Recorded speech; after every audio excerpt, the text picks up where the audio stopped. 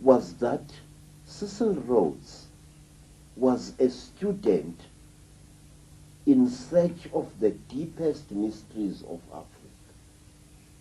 He made friends with healers, with shamans, and he actually took part in their rituals.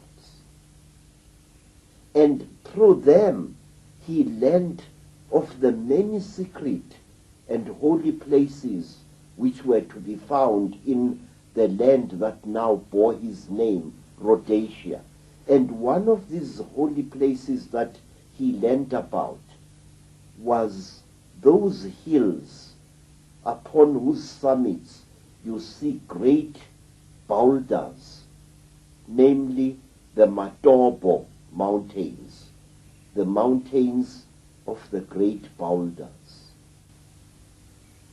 There, Rhodes learned that the most powerful kings of the Mashona and the Makaranga people lay buried.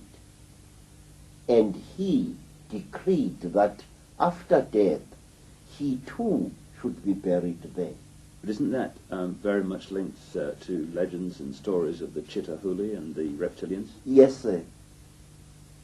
The Matobo Mountains are held even today as one of the places on earth where the Chitahuli are often seen and where they land in their craft. And there is more, sir, regarding this thing. Much more. Cecil Rhodes had himself buried above the grave of a much older leader and a far greater man than himself. We are told, sir, that the first Munomutapa, a remote ancestor of mine, Nyatsimbi Mutota, died and was buried in the Matopo Mountains. And Cecil Rhodes found the place where Nyatsimbi lies buried. And he ordered that he should be buried on higher ground than Nyatsimbi.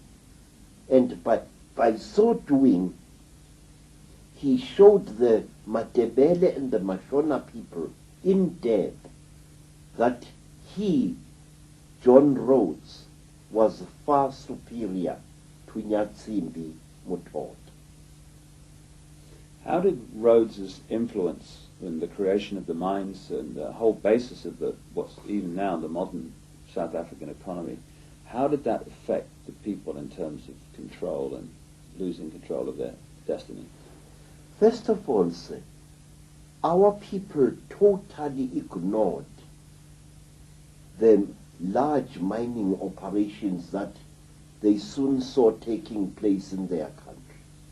Our people were happy to stay in their villages, but new laws were instituted by the colonial government of Natal especially, where all able-bodied men were forced to go on a long-distance journey by foot to work for starvation wages in the diamond fields of Kimberley. Many, many stories are told of brave black men and women who went to Kimberley to work in the town of Kimberley amongst all kinds of disease and corruption and violence, and also to work in the great hole of Kimberley, a hole which before had been the site of one of the holiest hills known to our people in that part of South Africa.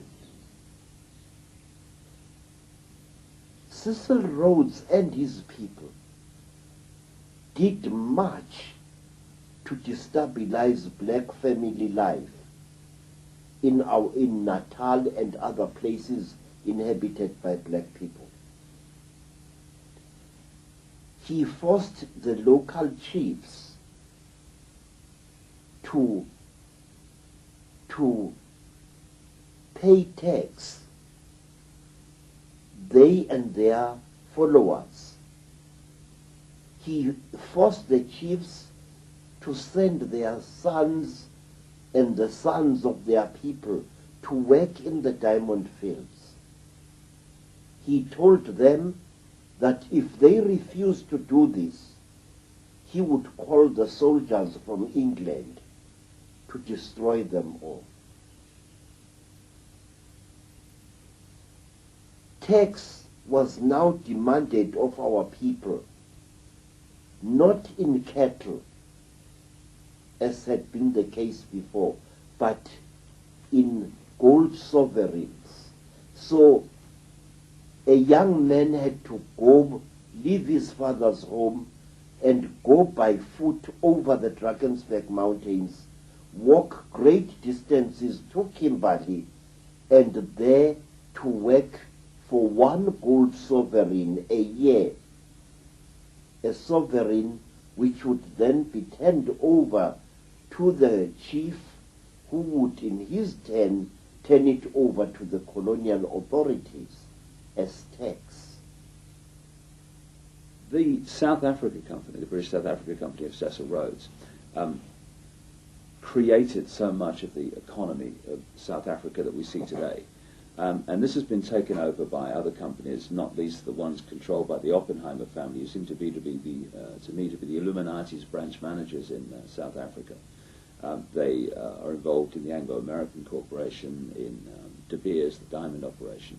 Then there's another offshoot of the Rhodes network, which is the Lawn Row Company, London Rhodesia Company, which to me has grotesquely manipulated and abused Africa since its creation.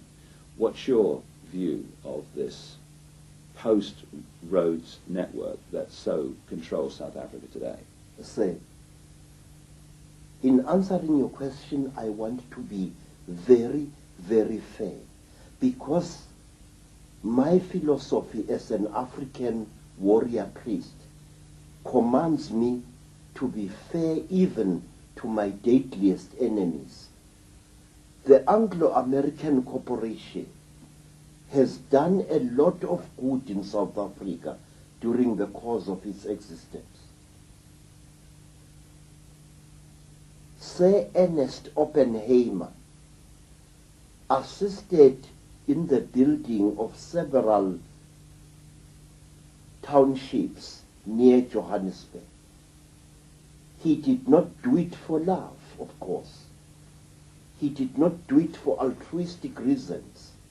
But the fact was that on a massive scale, he and his company created roofs over the heads of many black families.